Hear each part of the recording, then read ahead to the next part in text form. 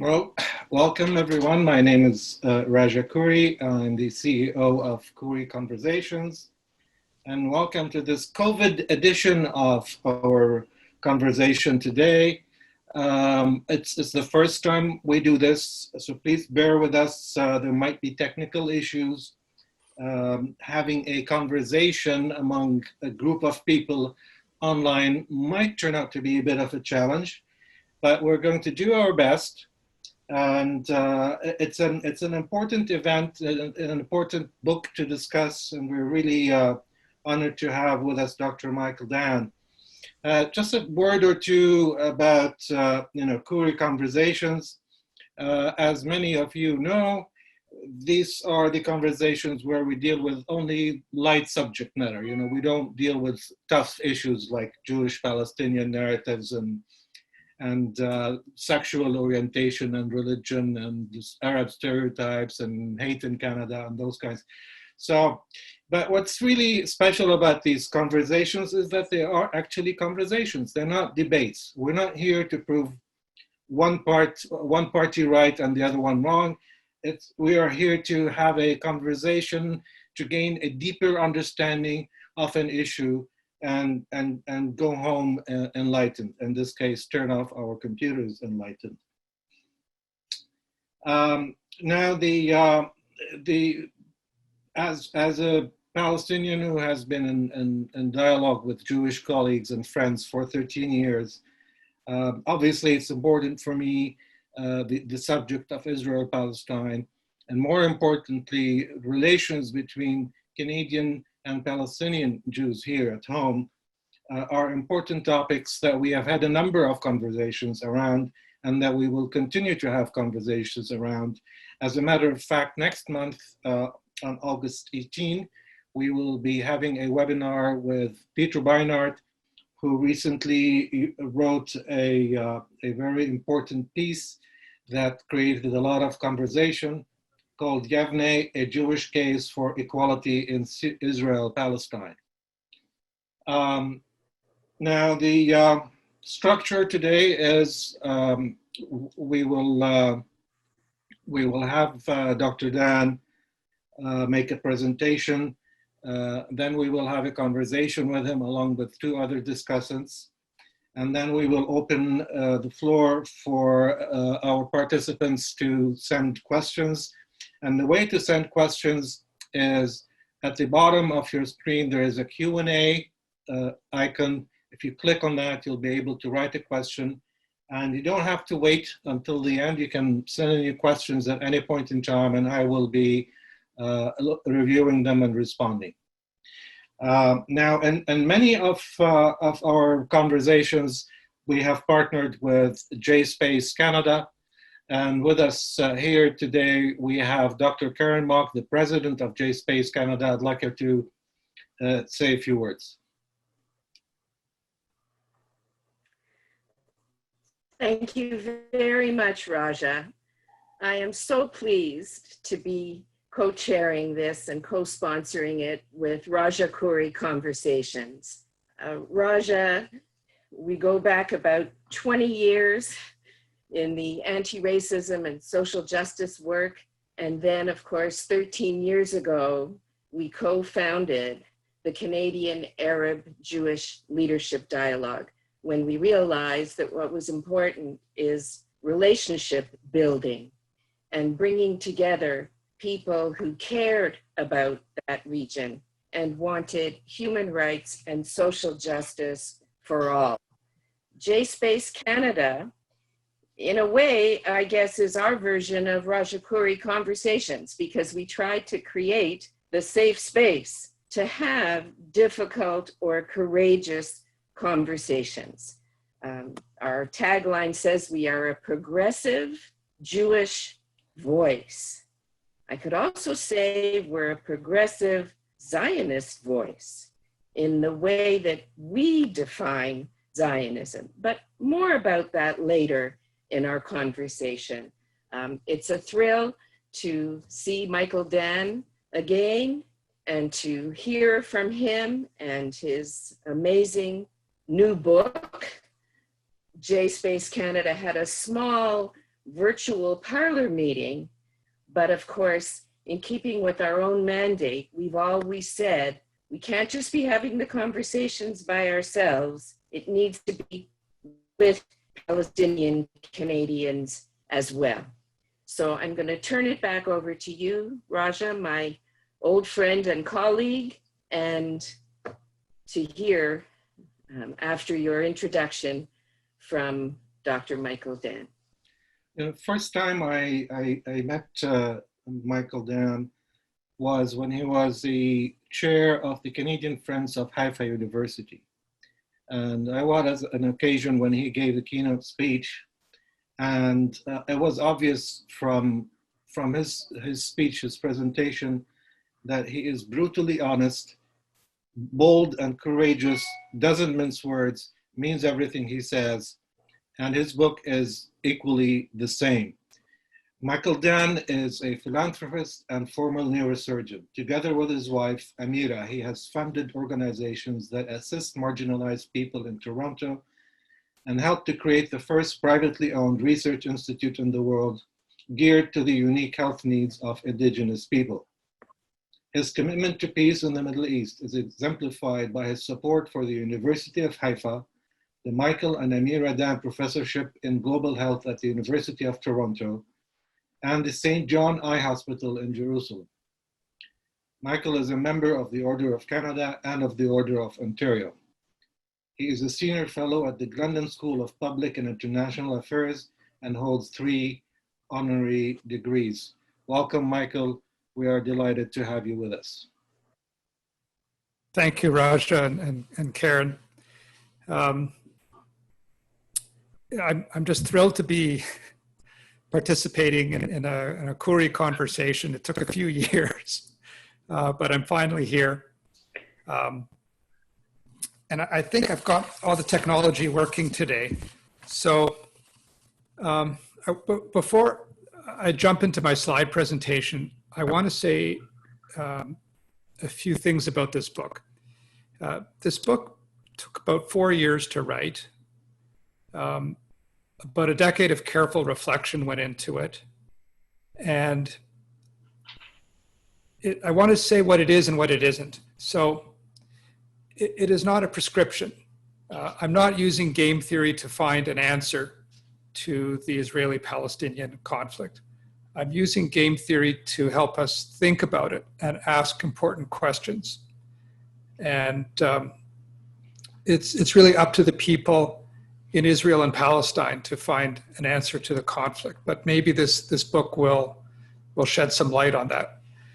So without further ado, I will try to share my screen here.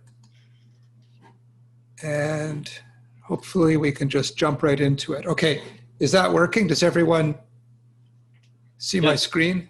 Yes, we do. Okay, perfect. Now I just have to figure out how to advance a slide. Nope. Nope. Oh dear. Okay, try. Here we go. So the question on my mind for the last 4 years is, can game theory help us to make sense of the most intractable conflict of the world? And rather than define game theory, we're just going to jump right into it. So here's a game I think a lot of people have heard about. It's called the zero-sum game. And the simplest example of a zero-sum game is called the game of cutting the cake. So you imagine a chocolate cake, and there's 2 children who are old enough to use a knife, and they have to share this cake. So the way the game works is the first child cuts the cake, and then the second child gets to choose which piece they want. And so if the first child cuts carefully, both pieces will be equal. And you can see from this photo that the piece on the left is slightly larger than the piece on the right. So the child who chooses is probably going to choose the piece on the left. So in a zero-sum game, one side's gains are the other side's losses. And if you understand zero-sum game, that's about 99% of the history of the Middle East right there. Now, what's interesting, and this is practically a state secret, but the demographics in this space that we call historic Palestine, which is defined as the area, the physical space between the Jordan River and the Mediterranean Sea. The demographics are almost a state secret. But basically, there's 13 million people in this space. And if not now, then in the next year or two, roughly 50% will be Jewish, 50% will be non-Jewish. And that non-Jewish group breaks down into Palestinians and Druze and Circassians and a few other nationalities, but they're non-Jewish. And there's no natural geographic boundary in this space. There's no way. People have been trying for almost a century to cut this one particular cake equitably into two parts. I think you can accept it as a foregone conclusion that it cannot be done. It cannot be cut in two. Next type of game is called the non-zero sum game. And the classic example of this is the prisoner's dilemma. And some of you may have heard of it. And if not, I'll try to explain the prisoner's dilemma. It's a bit of a complicated story, so you have to bear with me for a couple of slides. So the story goes like this. There's a robbery, and the police arrive, and they catch two suspects. And they put them into separate cells, and there's no communication between these two holding cells. And then the district attorney speaks to each of the prisoners, and he gives them exactly the same deal. And he says, here's the deal. If you confess to the crime and you denounce the other prisoner, so you implicate the other prisoner, then you can go free, as long as the other prisoner doesn't denounce you. If you both denounce each other, then you'll both get 2 years in jail. And if you both refuse to talk, then you both get 1 year in jail. So that's the deal. And in this non-zero sum game, there are choices, strategic choices between two opponents that involve cooperation. So here's what's called the payout matrix for the prisoner's dilemma. So prisoner A is on the left, prisoner B is above, and it's a symmetrical matrix. It doesn't matter who is who, but there are these two terms. Keeping mum means keeping quiet, zip lip, uncooperative, playing dumb, that sort of thing. And then ratting is when you denounce the other prisoner. So each prisoner has the choice of just not saying anything or spilling the beans, ratting on the other prisoner.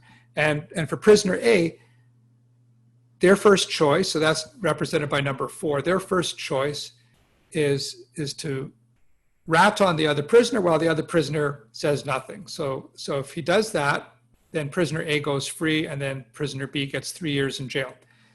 And it's the same for prisoner B. The second choice for both prisoners is to each keep quiet. And if they do that, then they each get 1 year in jail. And then the worst choice is for both prisoners to confess and to implicate the other prisoner, and then they both get 1 year in jail. I hope people are following along. It's a bit of a complicated story. Now, this is what makes a prisoner dilemma a dilemma. And this is the heart of the dilemma. There is no correct answer to a dilemma. It is simply a dilemma. So you have these two opposing principles. One is called the Nash equilibrium. So in a Nash equilibrium, each player has the opportunity to consider the other's choice, and they stick with their script. And then the opposite of that is called the Pareto principle, which says that we should not accept any economic system if there's an alternative that maximizes the collective good. Okay, how does this play out in the world of political science? Well, here's an example of a prisoner's dilemma. So there used to be a country called Czechoslovakia. And after the fall of communism in 1989, it held together, it stuck together for 4 years. And then it just simply came apart at the seams. And overnight, almost without any referendum, just an agreement between two politicians, it's unzipped itself along the middle, along the border, and it became two countries, Czech Republic and Slovakia. And so this is a prisoner's dilemma. And each country, Czech Republic and Slovakia, they have the choice of either cooperating with each other So if they do that, this double cooperation, you get Czechoslovakia.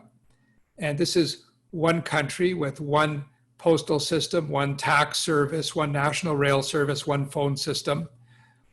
Or they can choose to each go their own separate way. That's the double autonomy. And then you have Czech Republic and Slovakia. So now you have two post offices, you have two tax collection systems. And it really doubles the infrastructure. So it's less than the ideal arrangement. The alternatives are where one country or one group takes advantage of the other. So historically, the Slovaks have always perceived the Czechs as being the dominant nationality. And so this is what they were fearing. And other than this sort of natural fear of each other, they're almost identical. You know, the GDP per capita is almost identical. The Czech population is larger than the Slovak population, but in almost every other respect, their languages are mutually intelligible, and yet they split in two. And this represents the Nash equilibrium, where each country considers the other's options and doesn't budge from their choice. Now, how do we apply this to Israel and Palestine? This, I think, is the whole crux of my book. And it goes like this. You have two different nations, Israel and Palestine, and they have the option for a double cooperation. And some would call this the binational state. As we'll see later on, there's a further refinement of this idea. But in the state that I think Peter Beinart imagines, Palestinians have complete freedom of movement. Their political and social needs are supported by the state. Their language is supported. One group doesn't dominate the other. And it's kind of a kumbaya relationship between both sides.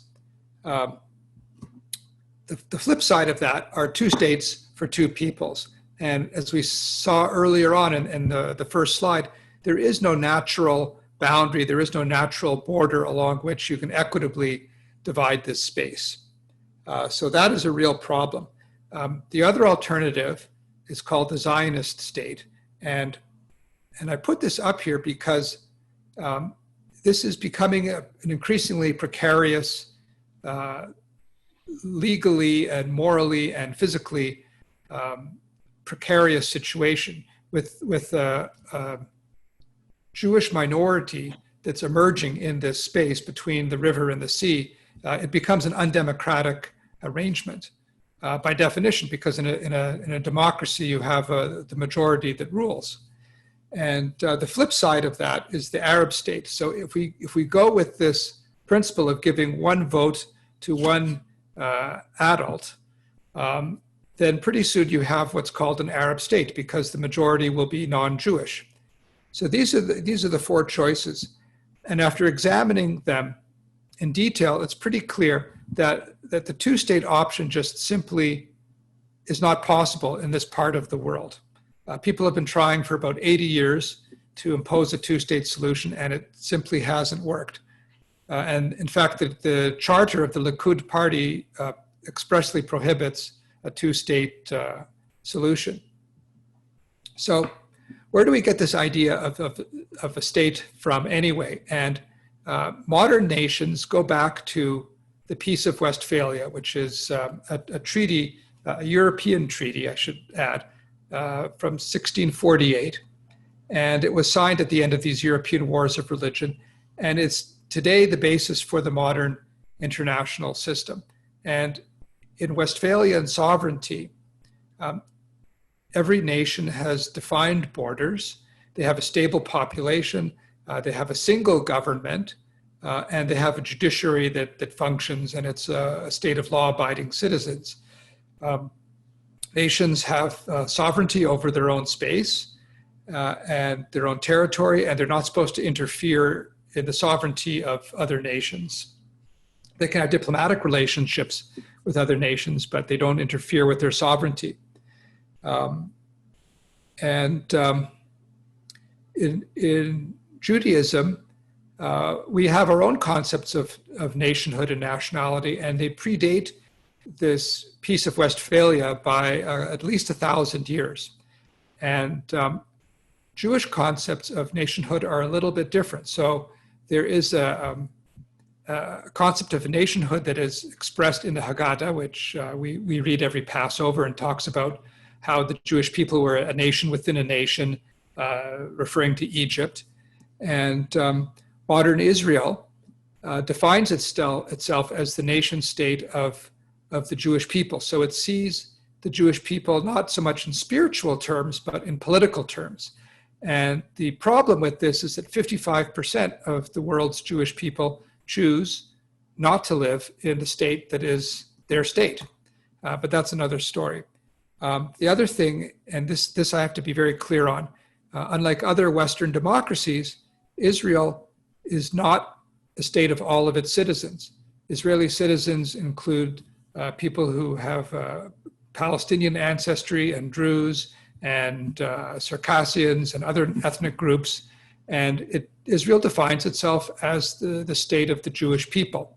So this is the part, it took me in researching this book, it took me a long time to understand this, because for a Canadian, it's not, it doesn't flow naturally, but basically, to make a long story short, there is no such thing as Israeli citizenship for domestic purposes. Now, Israeli passports say citizenship Israeli, but for domestic purposes in Israel, there is no such thing as Israeli nationality.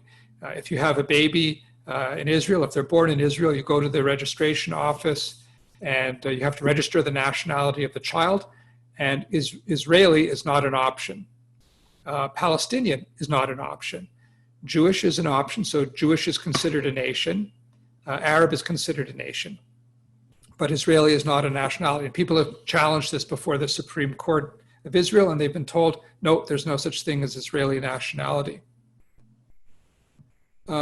So I'm just going to try to wrap up here.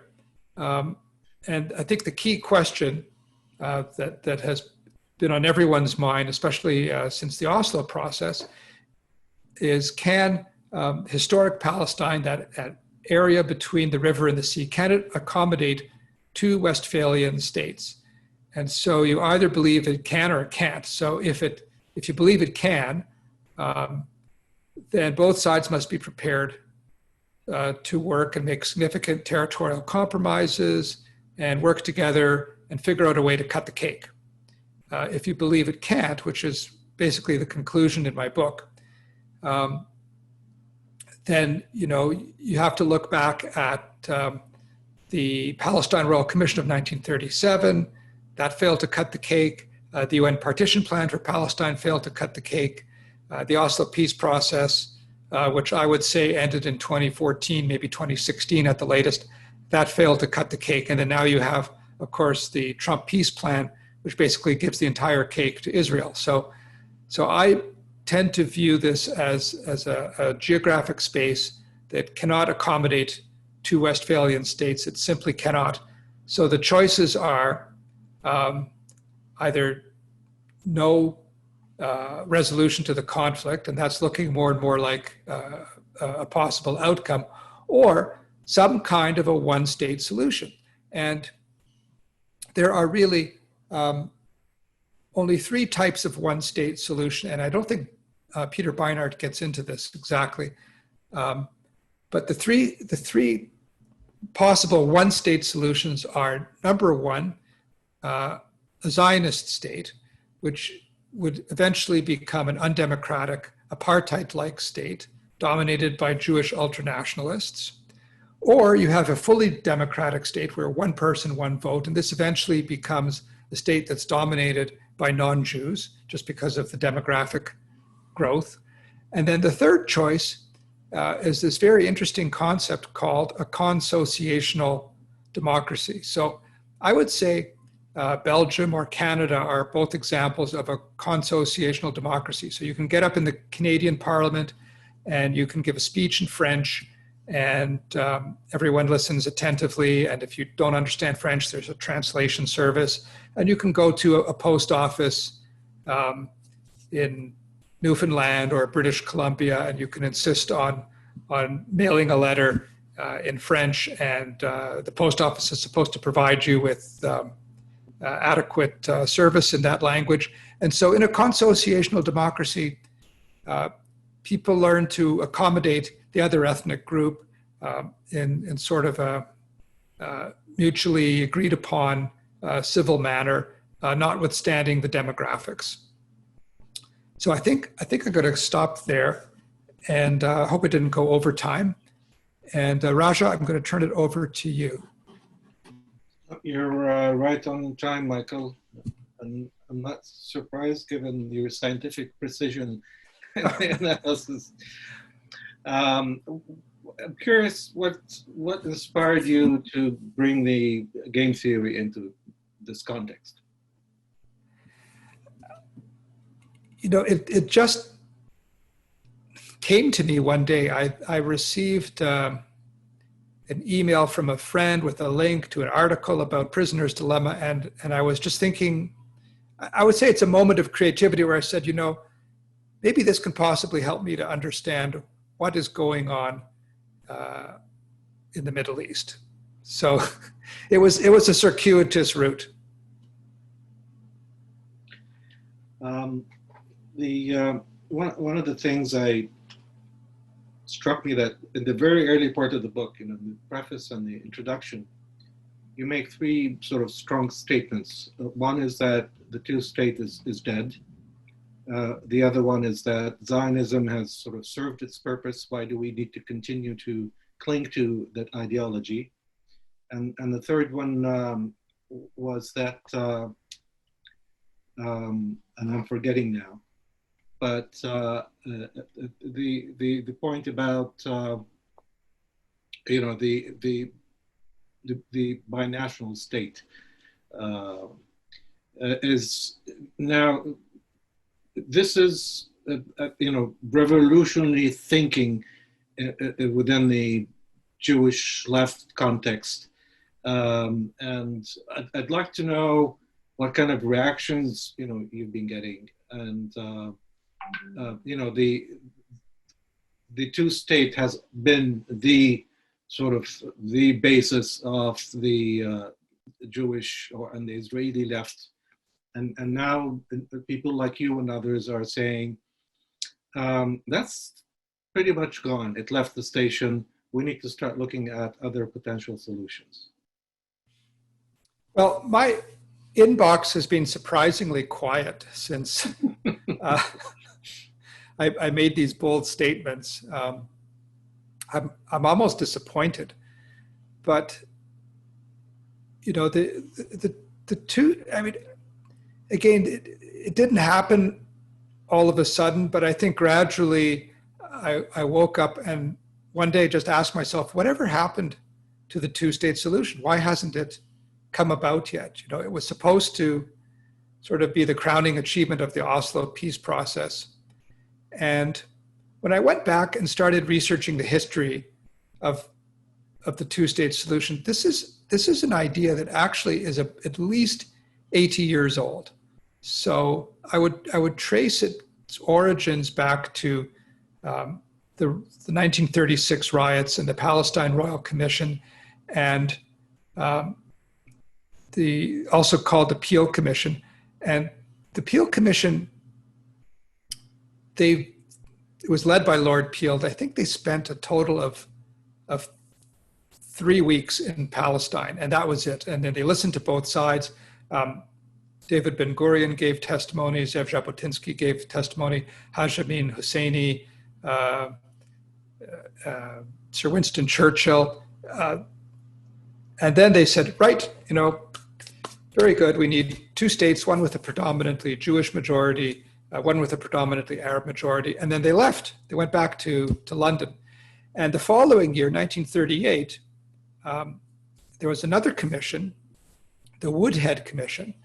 And nobody knows about the Woodhead Commission. They've just sort of forgotten about it. But the Woodhead Commission spent a much greater deal of time in Palestine, at least 2 months instead of 3 weeks. And they went from one part of the country to the other, and they spoke to people. And at the end, they said, you know what?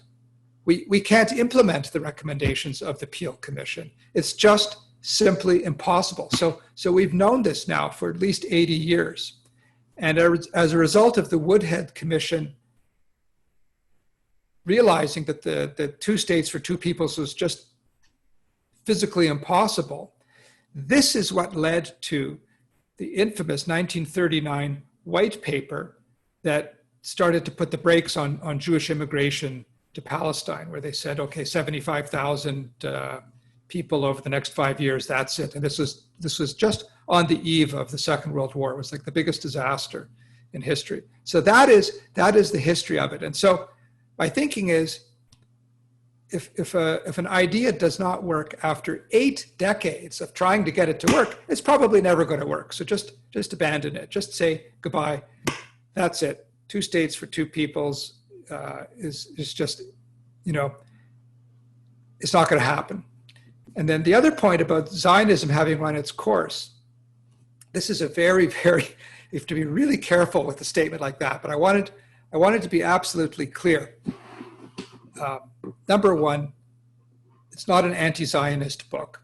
Zionism has done wonderful things for the people of the Middle East, Jewish and non-Jewish, and it should be absolutely praised and lauded for all the good things that it's done for people. It has created prosperity for Jews and for non-Jews. It's really done some amazing things. But, what is Zionism? That's an important question. There are many forms of Zionism, but the dominant form of Zionism, and by the way, I have to say, Zionism is not agreeing with everything the government of Israel decides to do. Okay, that seems to be sort of the default definition of what is Zionism in North America, just agreeing with the government of Israel. And if that is your definition of Zionism, then that's a problem, because every Israeli election, in the last 3 elections, 74% of Israeli voters disagreed with what the government of Israel was doing because they didn't vote for Likud. So that's not the definition of Zionism. Zionism has a much more precise definition than that. And Zionism is really a 19th century political vision for Palestine. And it talks really about initially a Jewish home and then later a sovereign Jewish state with a Jewish majority in the entire territory of Palestine. And if that's your definition of Zionism, then again, it's not going to happen. We've already started to give up pieces of that territory. The Gaza Strip, we no longer have sovereignty in the Gaza Strip. The state of Israel no longer has sovereignty in Area C of the West Bank. And demographically, there's not going to be a Jewish majority in that space. Like, there just is not going to be one. So we just need to retire this 19th century political idea and shift to something different. Now, does Israel have a right to exist? Absolutely, totally, no question. I have no patience for people who say Israel does not have a right to exist, but Zionism has run its course. Israel now has other problems. Sorry for the long answer. Well, they're complex issues. Karen, over to you.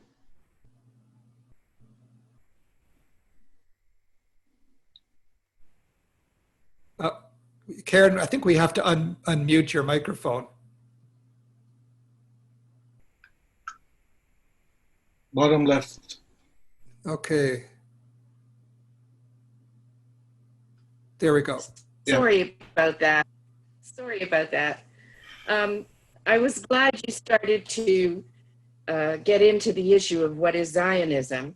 And I was thinking it's a little warm here right now where I am. I wondered if that was because so many people watching this, their blood pressure suddenly went up. All the good things that Zionism had accomplished.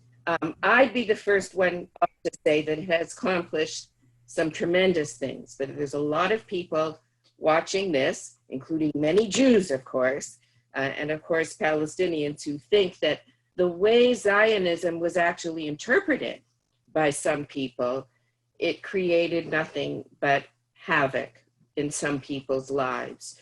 So I guess when JSpace Canada, as a progressive Jewish or liberal a Jewish voice, says also that many of us are unabashedly Zionists. We're thinking of that original vision of Zionism as it's encapsulated in the Proclamation of Independence, that there would be a Jewish state and that all its citizens would have equal human and civil rights, living in peace with safety and security, and peace with neighbors, and that Arabs and Jews and Christians and all would live in a shared society, comparable to the kind of democracy that, yes, we have racism in Canada too. Yes, we know there are serious human rights violations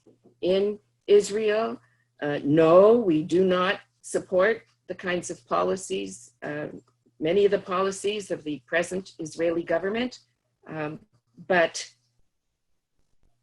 there's a double standard, and I wanted to ask you this about your kind of Zionism that comes through in our work, in anti-racist and anti-oppression work.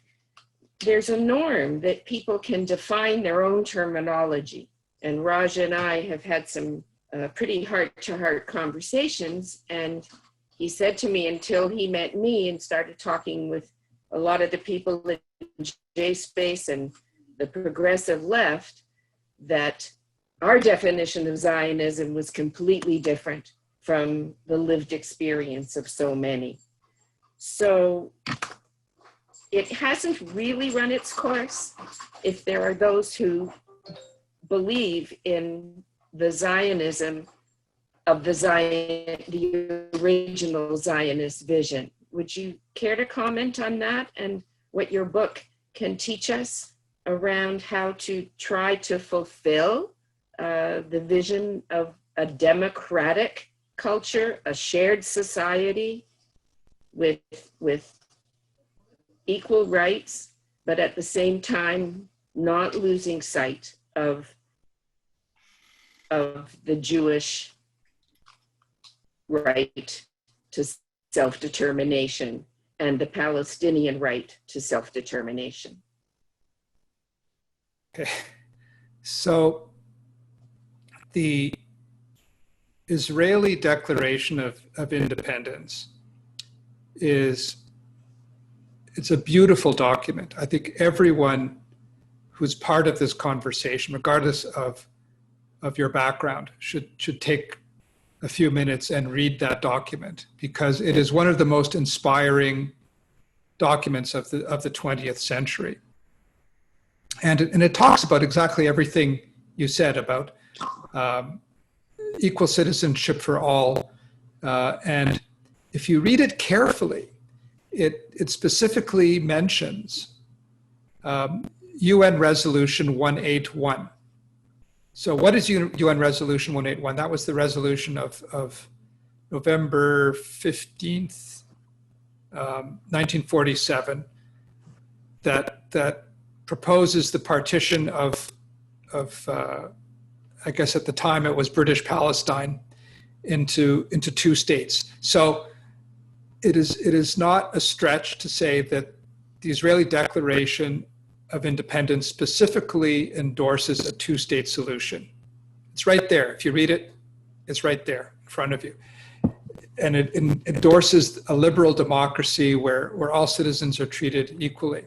Now, the lived reality is that the day after Israel declared its independence, and that independence was accepted by first, I think the United States was a de facto acceptance, and then a de jure acceptance came after the first election, and then Russia accepted Israel's Declaration of Independence de jure within 48 hours.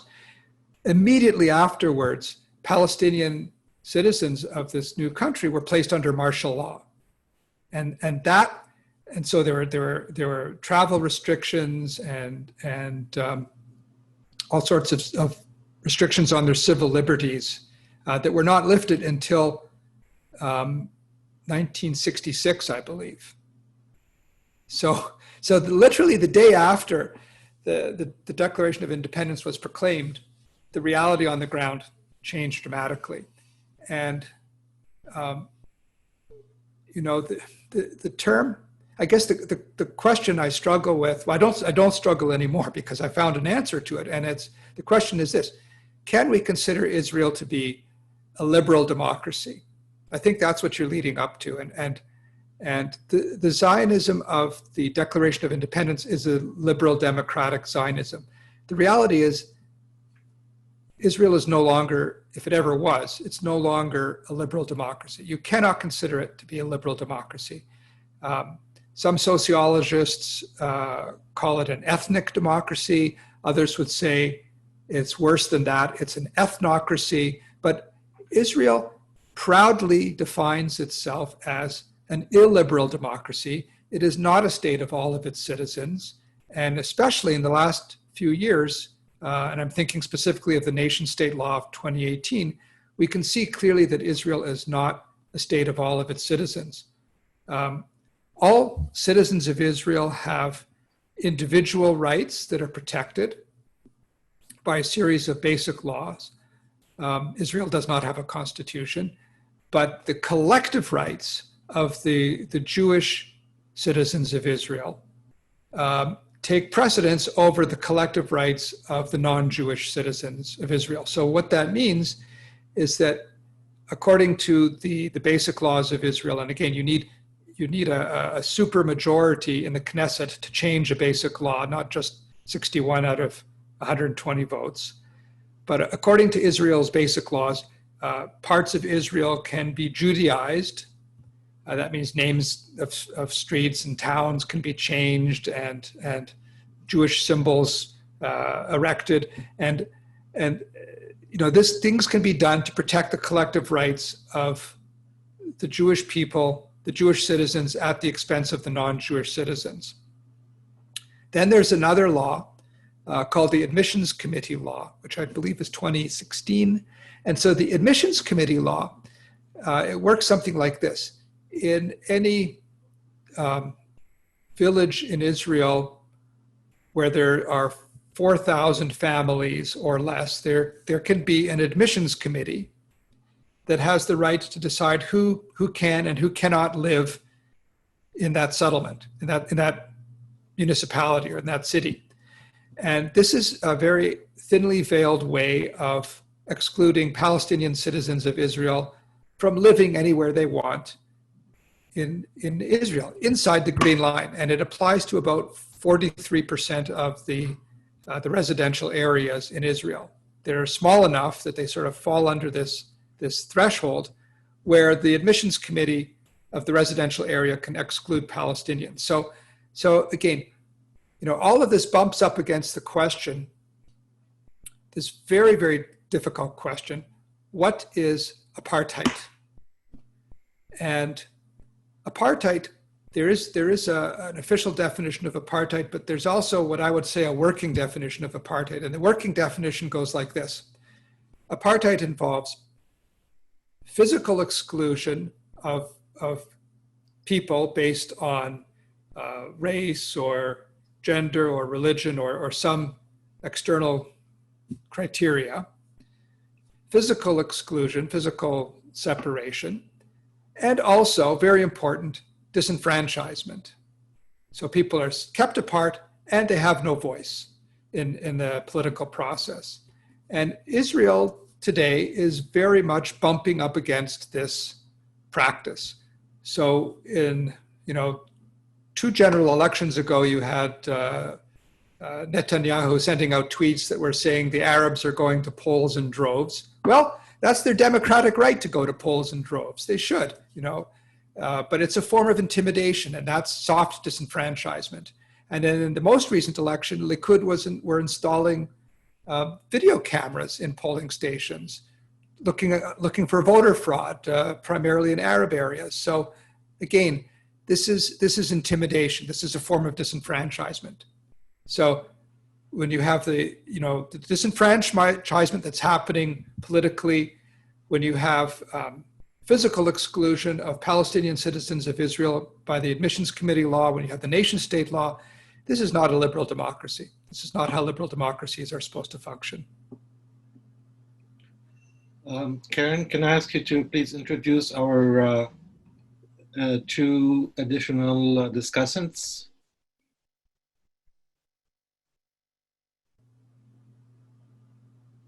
Yes, with pleasure. And I guess we're going to have them now come into view as well. Yeah, David will. One of the things that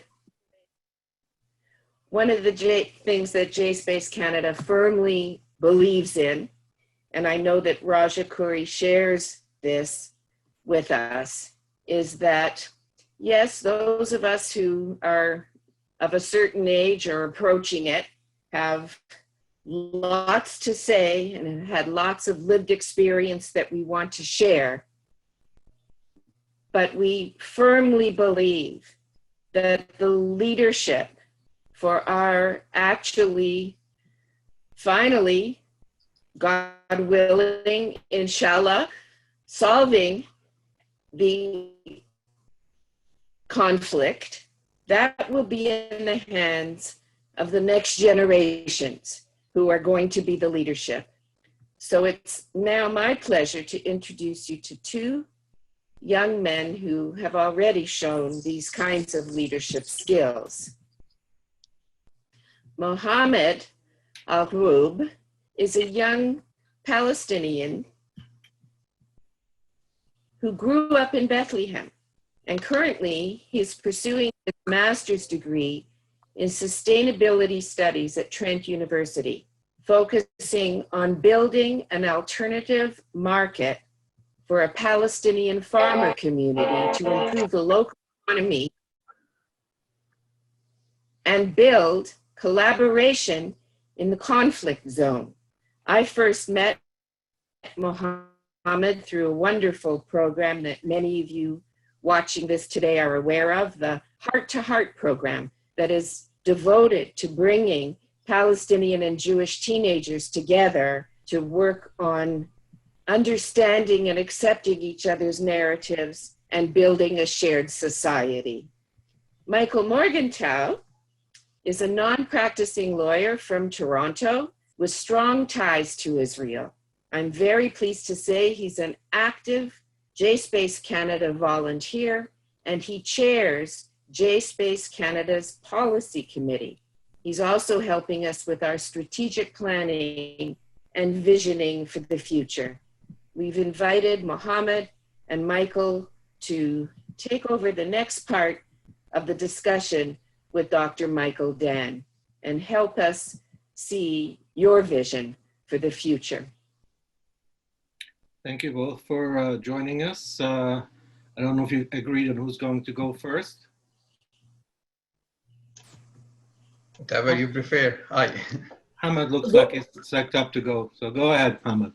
Thanks for having me, first of all. Well, before I began, well, again, thank you so much for having me. Before I began, I want to just say something about Zionism. It's very important, very dramatic, problematic term within the Palestinian community especially. And I don't think without the Zionist ideology and thought, which is 100 years ago, we would be in this place right now. So I don't think the Palestinian people have received any, I would say, good things is that the Zionist ideology started. So that's the first thing I have to make clear. So this conversation is not about Zionism. It's about what we can do for the future as people who care about the same country, as a group of two people who are really into finding a solution, deeply finding a solution, because I don't think the new generation will live at the same thing, especially Palestinian generation who are living under occupation for about, fairly saying, I want to say, like people would say occupation, just the West Bank, which is 52 years. For me, it's 72 years of occupation, because Palestinian never got an independence, never got a fully listened or heard by international community. So as Karen mentioned earlier, I'm working on my thesis right now here in Canada on how to bring people together, to find a new alternative, a new ways, a new dialogue, a new approaches to start dialogue. And the most important part is the narrative and how both sides need to understand both on each other's narrative. And if we understand it, now we can look for solutions. Now we can look together for what's the next step to do. Are we here to discuss solutions, or we are here to discuss problems and prove you wrong or prove you right? If we all agree that there is issue in Palestine, Israel, there is conflict exists, what's the next step that we're going to see? Giving Dr. Dan book is a very, very powerful base scientific book to give us idea about how this solution might reach to how this conflict reach to a solution. So I think Dr. Dan, you already provide a solution. You already give a solution in your book, which is a one-state solution. Because if you look at reality right now, settlements are expanding day after day, and the West Bank is fully controlled, honestly, by Israel, and it's not by the Palestinian Authority. And personally, I grew up in a small village in Area C, which is basically, I see even in my daily life soldiers. I don't see Palestinian Authority policemen or a Palestinian Authority person who would, for example, protect me or guarantee my security and all that. So, I don't know. Do you if have a any question, Mohammed? Yes, I do, actually. Sure.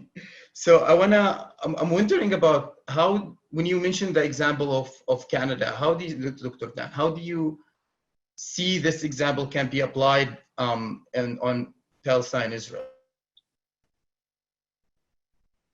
Okay. So let me share my screen again. I had this slide in the original presentation, and then I decided to take it out. Can everyone see it?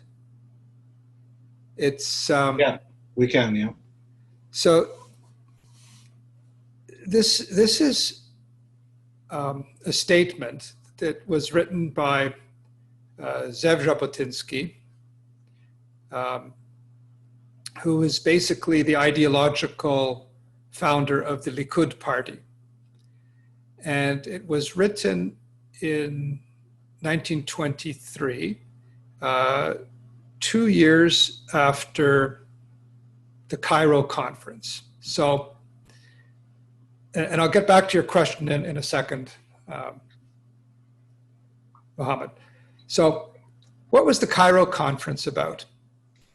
Well, during the First World War, Great Britain made promises basically to everyone, left and right, in order to defeat the Ottoman Empire. So to the Zionists, they promised, in the form of the Balfour Declaration, a Jewish home in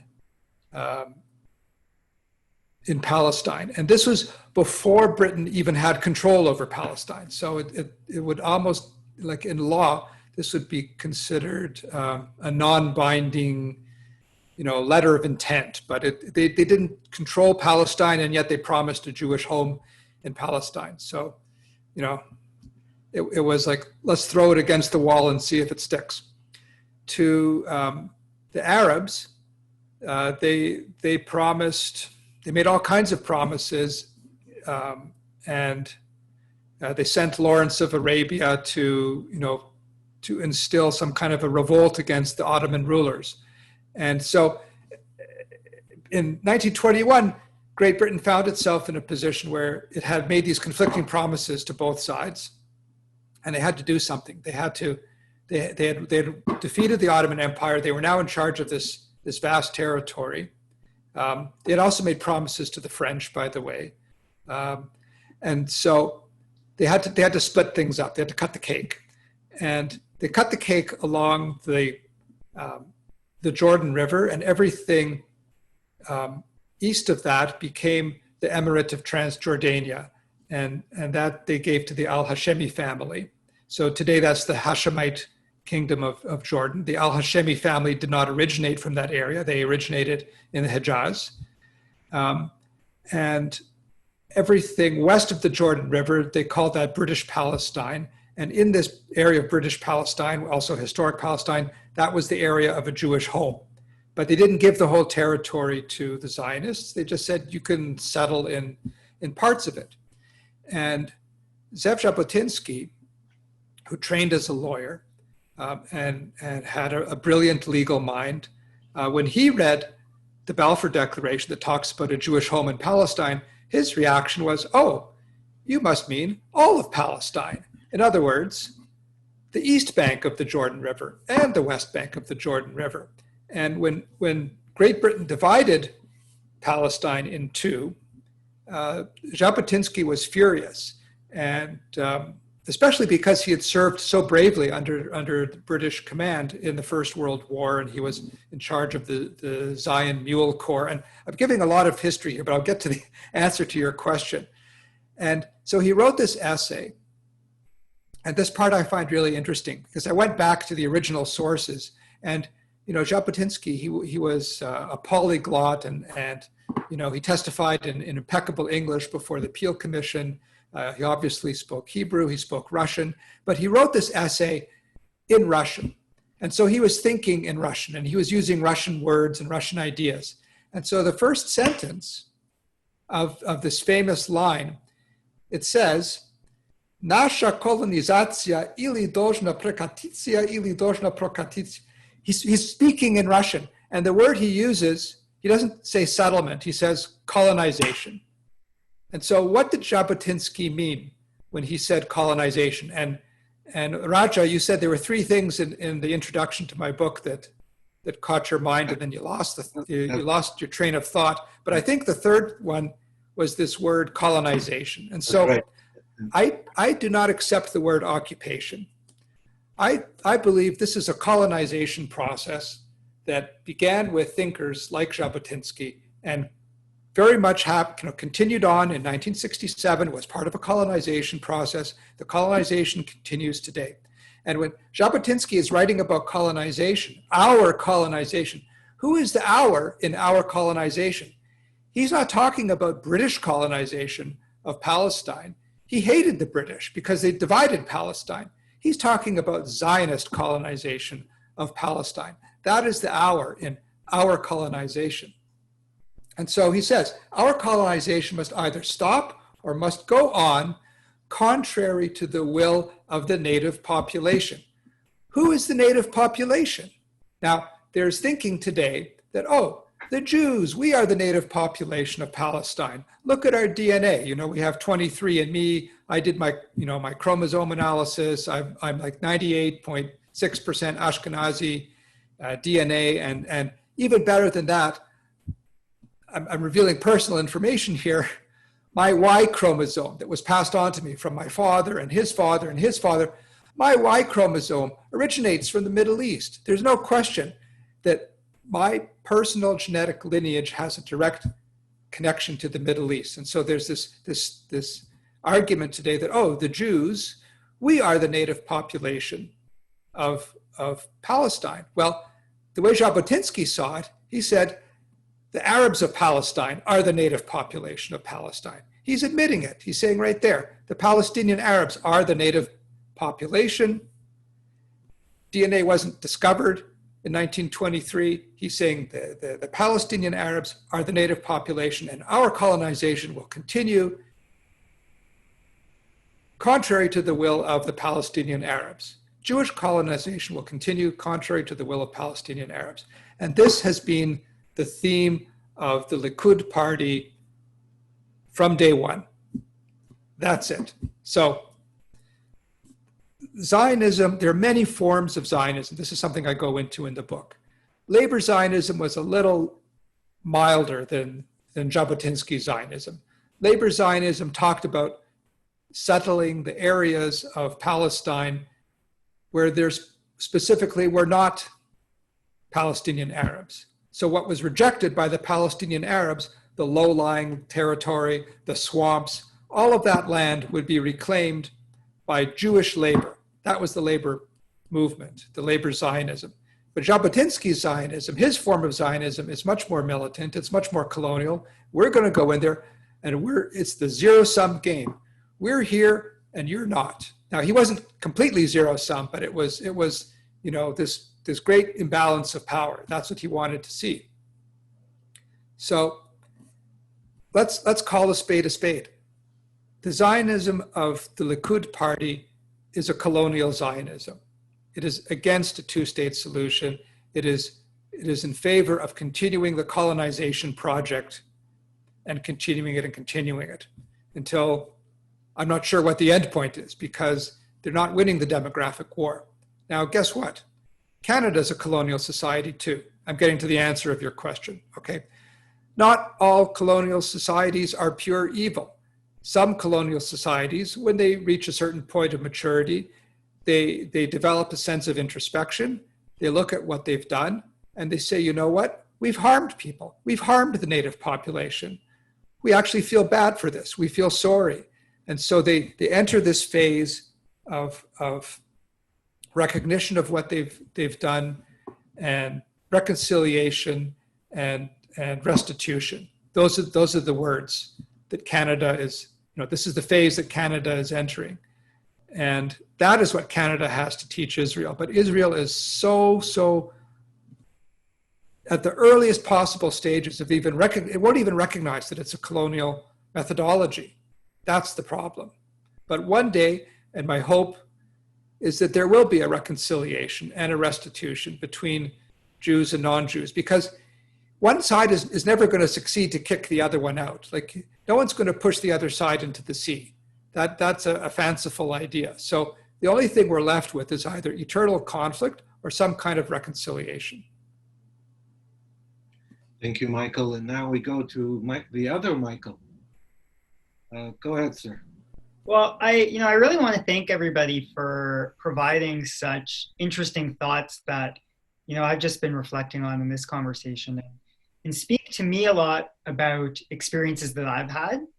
And in particular, it's interesting that the way this conversation has come to the Canadian reality.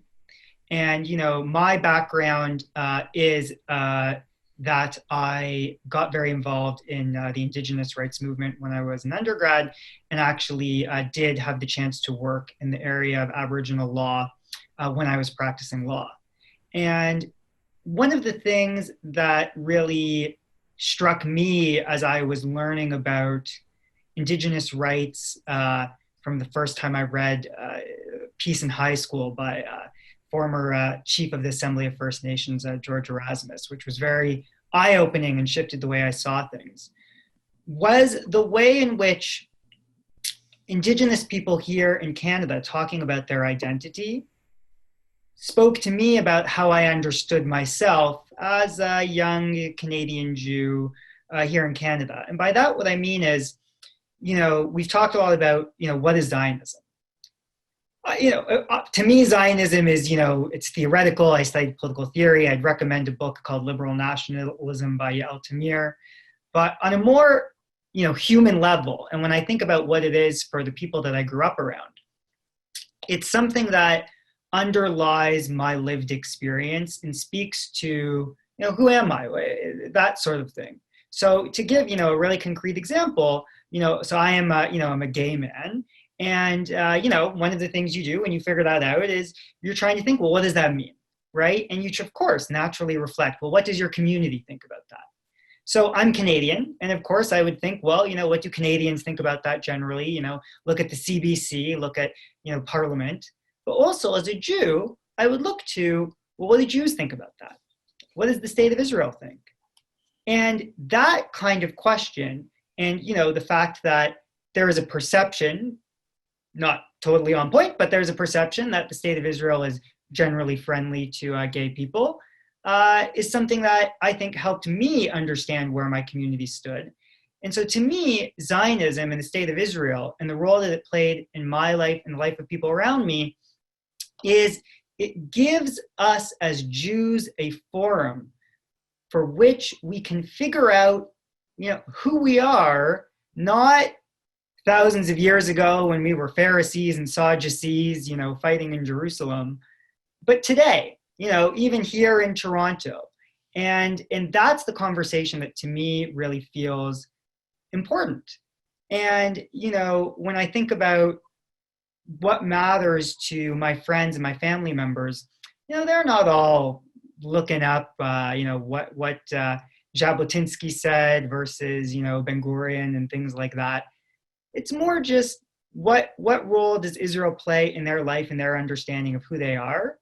And when they think about, what they want for the future, not universally, but almost universally, everybody just wants everybody to get along.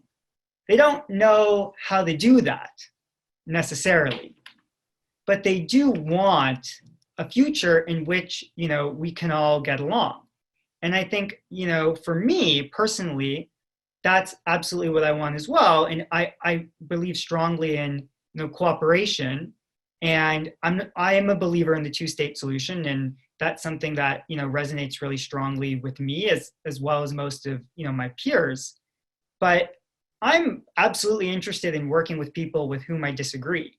I don't think that that's a universal feeling amongst everybody, including young people, but I think there's definitely a growing cohort of Jews and young Jews here in Canada who say, I'm less interested in debating with somebody about whether to be a one-state solution or a two-state solution or a three-state solution or something in between, and more saying, there's some pretty terrible things happening today. How can we stop that? How do we stop the mass arrest of Palestinian children, right? How do we stop the demolition of homes that shouldn't be demolished? How do we stop the fact that there's a, gap in educational funding for Palestinian citizens of Israel and Jews? And, those are kind of the real problems that are here today.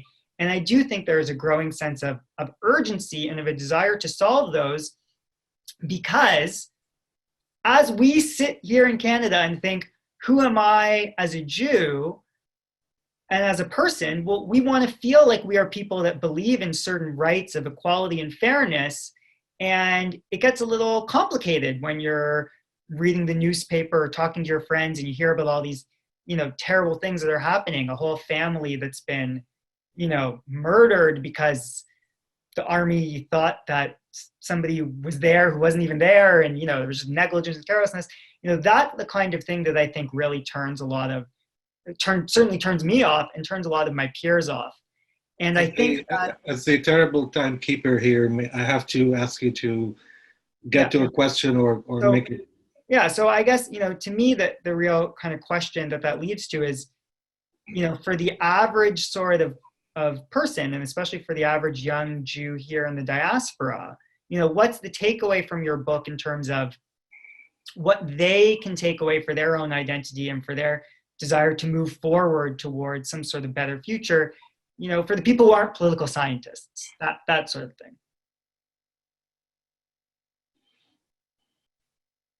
Well, let me try and give a thoughtful answer to that. I don't know how you can avoid becoming a bit of a political scientist, because everything in Israel and Palestine is so infused with politics. We're seeing this happening now in the United States, where even wearing a face mask becomes a political statement. And so everything, unfortunately, is politicized in Israel and Palestine. So you can't just expect people to just get along without seeing it through a political lens. And having, once you accept that fact, then you have to look at the world through this lens. And unfortunately, the international community has a pretty clear definition of what is a functional state, and a functional state requires a border. So Israel has no border with the state of Palestine. The state of Palestine to many Jews in Israel, it does not exist. It is, you had in, I think it was it was May 1994. There was the Gaza Jericho peace agreement was signed, and as part of the Oslo process, letters of recognition were exchanged between the State of Israel and the Palestinian Authority as the sole representative of the Palestinian people. Now, Palestinian people, and this document, I've been trying to find the original version, but I think it was written in English, which is interesting. But Palestinian people is the same as Palestinian nation. So then the state of Palestine, or simply Palestine as it's called, is now recognized by, I think it's 140 different countries. It's recognized by the two members of the UN Security Council, Russia and China. It's recognized by Sweden. Many Israelis and North American Jews simply refuse to acknowledge the existence of the state of Palestine. So the political lens is an extremely important lens. And you can't look at this situation any other way than to say, there's politics involved in this. Like you have a state, it either exists or it doesn't exist. But somehow Palestine is both. And that's just simply wrong. Obviously it exists. And obviously a state has to have a border, or it's not a state. It's not a Westphalian state in the international system. So I think, the answer that the book provides is that we have to get off the fence and say, talk the truth, that Israel is not a liberal democracy. It is not a state with a well-defined eastern border. And it's trying to occupy the same space with another state called the State of Palestine. This is the reality. Like you can't look at it any other way. I don't know if that's a helpful answer or not. Thank you, Michael. I'd like to move now to some of the questions from our participants. And a main sort of theme in many of the questions is, and it's sort of twofold. One is, and one participant phrases it this way: what kind of emotional trauma are both sides going to need to get them to start thinking along the lines of a binational or a confederate state where they will live together? And the other side of this question was, given the disparities, the economic and quality of life disparities, and the enmities, all of those things that stand between, how would it actually look as a state, and how could you make that state actually happen? Okay. I love the first question. So I would say it's because of emotional trauma that we think the way we do today. It's because of the Holocaust and the 3,000 years of Jewish suffering that happened before the Holocaust, and because of the Nakba that we're into this kind of zero-sum thinking. So I think we've had enough emotional trauma on both sides. I would hope that we have no more emotional trauma, but something. So the pandemic, interestingly enough, is a shared experience that knows no nationality. It doesn't know history. It's just a virus, and maybe that's a way to bring people together. But again, I wouldn't want to wish coronavirus or suffering on anyone, but it's an opportunity for both sides to come together. But the problem is there's a great vested interest in not resolving the conflict, unfortunately. And so I don't know what, I don't want to answer the question in terms of what further emotional trauma do we need. I hope that we can all avoid emotional trauma. The second question, how could this actually work? There have been political theories going back to the 1920s that proposed a federated arrangement. Ben-Gurion was a big advocate of that. What's ultimately required, and I don't use the word lightly, but what's ultimately required is a revolution in thinking. And so this idea of an Israeli nationality is kind of lurking in the wings. And it is such a suppressed idea that it's got to be an extremely powerful one. For the Supreme Court to say over and over again, there is no such thing as an Israeli nationality. That means it's a very powerful idea. And it is not a Zionist idea. It's the antithesis in a way of saying there is a Jewish state or there is a Jewish nation. I don't see how Israel, let me word this in the negative. I don't see why Israel cannot be an Israeli state and a Jewish state at the same time. What it means really is confronting the reality that there are something like 14.5 million Jewish people in the world. Israel is supposed to be the refuge for all of us. There isn't room in Israel for all of us. There isn't room for 14 million Jewish people in that small space. And it doesn't even make sense for all the Jews of the world to sort of reverse engineer a Jewish nation that existed 2,000 years ago. We've flourished in the diaspora and will continue to flourish here.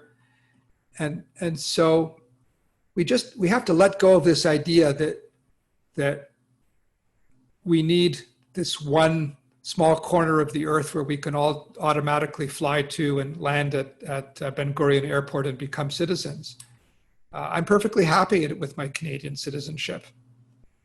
And the flip side of that is this idea of an Israeli nationality. And maybe eventually Palestinians will embrace this too, that Israeli/Palestinian nationality can mean both.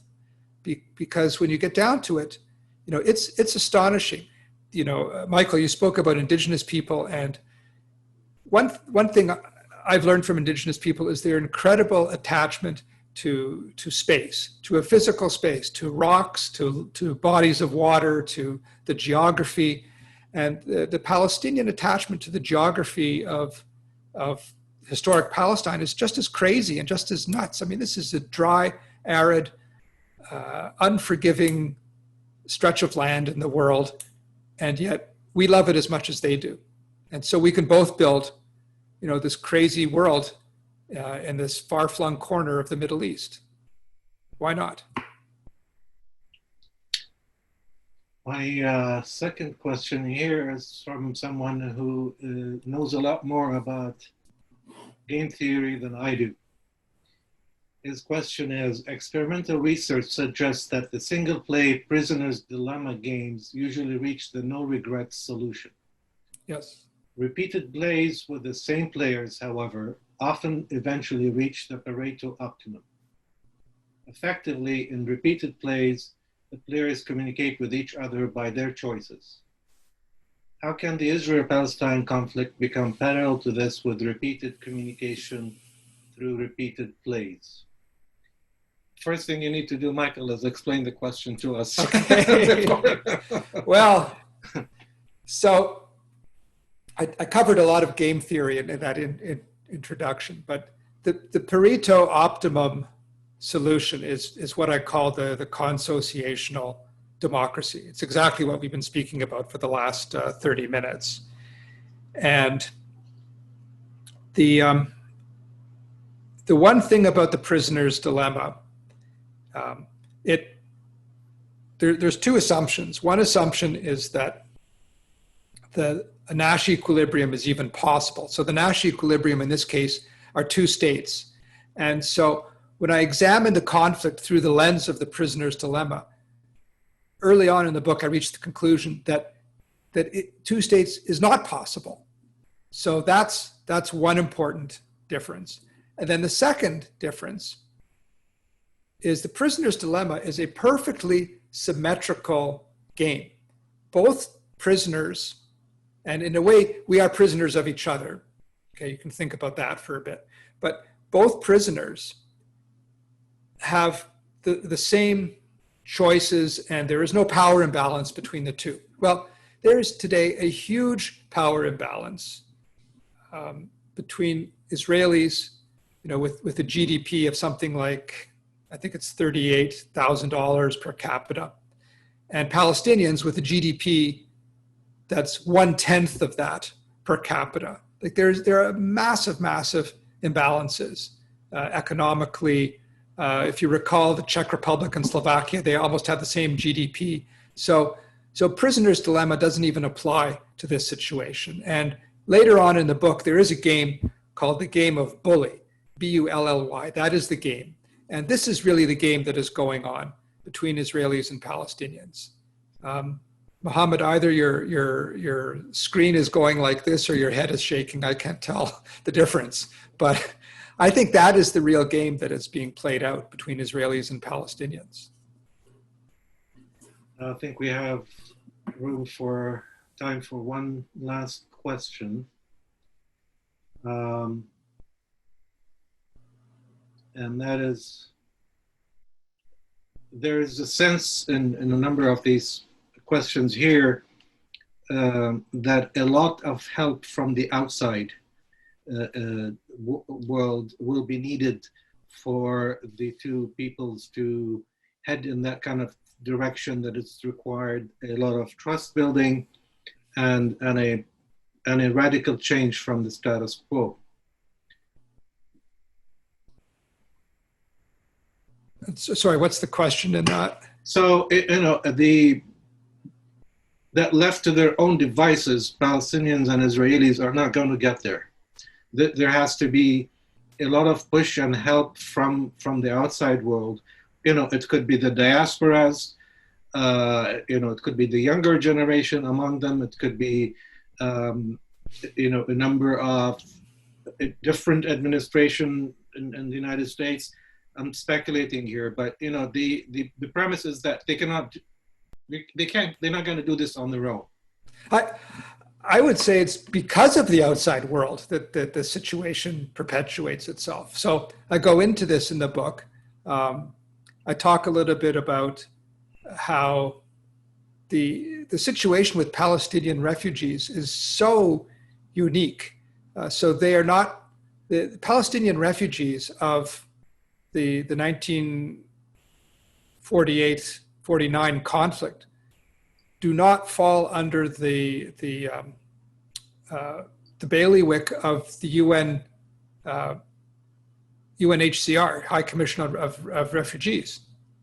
They fall under UNRWA, the United Nations, Works and Relief Agency for the Near East. Yeah. Okay, so those two organizations, and one is just a few months older than the other. That's UNRWA came first. They have completely different mandates. So the UNRWA is an organization that basically just gives and gives and gives to Palestinian refugees of single refugee population from a single conflict. And UNRWA is interested more in resettling refugees around the world. So the international community helps to perpetuate the conflict, unfortunately. And both sides can pretty much take their time hammering things out or not hammering things out. And we know that UNRWA is always there. The United States is not helpful in resolving the conflict. It would be amazing if the United States recognized the existence of the state of Palestine. I mean, Israel, if you think of the exchange of letters of recognition between Israel and the Palestinian Authority, Israel recognizes the Palestinian Authority and it recognizes the Palestinian nation. So why doesn't the United States recognize the Palestinian nation? Like, that would really level the playing field. So I think if we pushed away all the outsiders, there might be a way to resolve this. But I don't believe outsiders are helpful to this conflict at all. Thanks, Michael. Okay, so we're technically out of time, but we would like to give a little more time for our young participants here to engage a little more. But before we do that, for those who are going to need to leave at 7 o'clock, I'd like to remind you that on August the 18th, same time at 5:30 p.m., we will be continuing this conversation with Peter Beinart. I have 1,000 questions I could have asked Michael now and would have liked to talk about this forever. And for those of us who have the stamina, they actually can. Karen and I have been doing it for 13 years, so it's doable. And I want to thank our volunteers, David Garskind, who did all the technical stuff behind the Zoom, and Amira Hassan, who did the artwork for us and the graphics. And I want to thank Michael Dan for making the time to be with us today, all the participants. Karen, did you have anything that you want to say before we give the floor back to Michael and Mohammed? I really want to hear from the young people. I know they'll have answers that they'd like to give as well, but we've got many more questions that we weren't able to get to, of course. That always happens. And so Raja and I, JSpace and Kuri Conversations can make you all the promise that we will get back to you and do this again. And we invite you to, dare I say, join our movement to bring Palestinian and Jewish Canadians together with other Palestinians.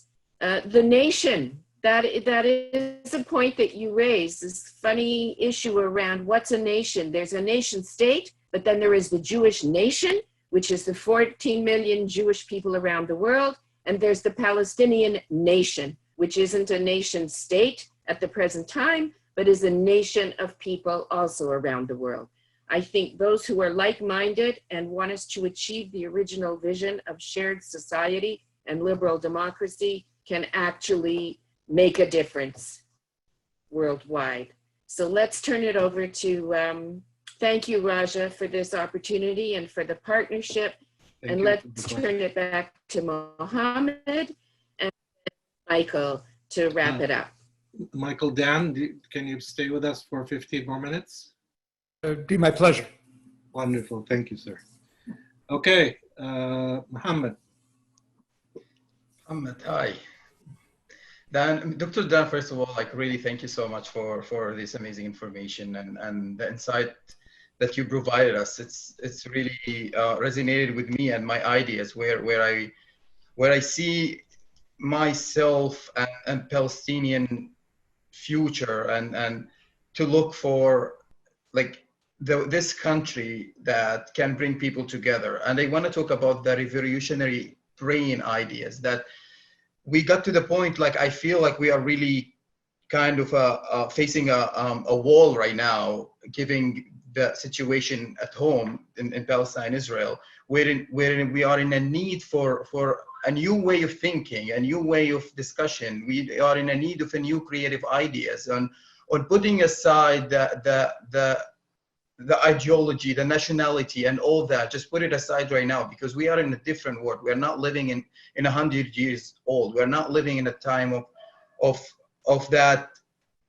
We need to continue fighting over a land that we surely can manage if we got to a point that we both agree on accepting a solution for both of us. So I think it is very important that both sides that come together and discuss especially outside war.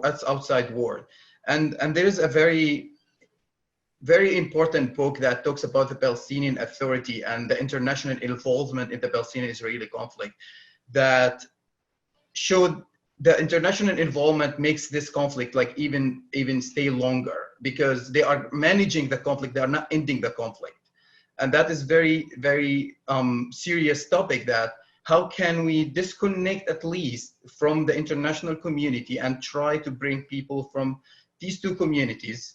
Because I think there are many movements and many organizations right now who are trying to talk about, especially people-to-people project, who are trying to bring people together in a level of like, okay, there is a conflict. These are the issues, what we can do next. So Michael mentioned earlier, like 2-state, 3-state, 100-state solution. I don't really look for it, Palestinian or Israelis, honestly. We look for a solution. We don't look for whether it's a state or 300 states. So it is important to put bullet points on the difficult problem, the difficult issues, and have more creative ideas for it. And here in Canada, mostly, we can start with the Palestinian Jewish community, because Palestinian community is largely big right now, like fairly big right now, and / Arab community, and Jewish community as well. If we start working together, at least of reaching an understanding that we are in Canada, we are Canadian, we care about this country, how we can help this country in a way that lead it to a survival point. So I can give it to my friend Michael to take over. Well, I don't think I could have said that better, because I couldn't really agree more. I think absolutely we do need a new way, and this crazy world in which we're living is such a good opportunity in which to do things differently. And, I think we basically all hit the hammer on the nail of what the new way is. It is Arab-Jewish partnership. It is working together towards shared goals. And, personally, I know that is something that I and Karen are really trying to make a priority, if not the priority, for JSpace moving forward. And, how do you do that is, I guess, the next question. And I think it has something to do with, allowing people to feel safe while also ensuring that we actually reach some progress. I do think that I have to say that for a lot of Jews doing this kind of work, certainly not all, part of feeling safe is an ability to still feel that attachment to a Jewish state of Israel and 2 states for 2 peoples. But I think that ultimately more and more people are coming to this understanding that we can feel safe working with others and in conversation with others who have different visions for, a future that's down the road, as long as we feel like we're actually making progress on changing the reality right now. And for us sitting here in Canada, I strongly believe that by building bridges here in Canada between Jewish Canadians and Palestinian Canadians and working towards shared goals, that we can actually achieve something, not just by, really making things better for our communities here in Canada, but by actually modeling the very thing that we want to happen there, here, and demonstrating that it can be possible. And so that I think is really what, I'm going to take away in part from this conversation, is just a renewed belief that is something that we need to focus on and that we can achieve, because I just really do believe there's so many people out there who are hungering for that kind of change. And yeah. And I just really want to thank everybody for such really heartfelt and great contributions to the conversation, and for Dr. Michael Dan for not just contributing to this conversation, but contributing such an amazing book for us all to read and think about and share with others. I think your book, Michael, can create a chance for what Muhammad and Michael are talking about. It can become the platform upon which people from both sides can come and say, we largely agree with this. Let's see where we can go with it. Let's see what we can do with it. And who knows, a vision for a Jewish Palestinian diaspora in North America that is supportive of a peaceful solution, a fair solution, working with parties to help make it happen. Who knows, stranger things can happen. Maybe it's Canada's turn to colonize the Middle East. Yeah. That's right. Well, one last thing, I think it is important right now also to start asking the difficult questions, the questions that we are not comfortable to hear, which is what we are doing with what we are doing right now, and knowing our worldview, where are we standing, and how we can contribute for our life or for the next years that we are living right now. So it is really important to start asking the difficult questions and putting ourselves in a very uncomfortable places to see how we can find these solutions with the creative ideas. How are we for time? Because there's an angle to this conversation that I don't cover in the book, but you know, everything Michael and Mohammed that you've raised has got me thinking about it. Do we have a few more minutes? Sure, 5 minutes. 5 minutes, okay. So as someone who spent a fair amount of time with Indigenous people of Canada, of Turtle Island as they call it, they don't recognize Canada, some of them. There's a perspective that they bring to the conversation that has been very much lacking from our conversation. And that is the perspective of the land itself. So it's as if the land, Mother Earth, is a third party to all conversations among Indigenous peoples. And the Holy Land, the land of Israel, the Palestine, whatever we call it, that too has a perspective on this conversation. And there are finite resources in that land. It can hold only a certain number of people before everyone's collective standard of living decreases. And one thing we need to bring into this conversation, and again, this is my thinking, but it's very mathematical and quantitative at times, but we need to bring numbers into this. So we need to bring population density. And again, if we form one nation from between the river and the sea, it would instantly become the fourth most densely populated nation in the world. And that is a challenge in a part of the world that is suffering from climate change already, where there's water scarcity and where the birth rate is incredibly high. So I think one of the first new changes we can make is to adopt this perspective of the land itself and the number of people living on the land, and also the standard of living. Unless we close that gap between Palestinians who, I mean, again, I didn't understand how severe it was until I looked at the actual numbers, and the 10-to-1 gap is enormous. It's absolutely a gigantic chasm. We have to make that the first priority. And this will help to lower the birth rate on both sides. But the problem, again, is cultural, because when you talk to members of the Jewish community about reducing the birth rate, so the Haredi community, the average number of children per woman of childbearing age, it's 7 kids. Like that is the third world level. You know, the country in the world with the highest highest fertility rate is Niger, sub-Saharan African country. It's 7 children per woman. So the Haredi birth rate is the same as the birth rate in Niger, and this is putting an enormous strain on the land itself. So maybe adopting the perspective of the land and the standard of living of the people in the land is a new angle on this that we haven't considered fully up until now. Okay, any last words, anyone?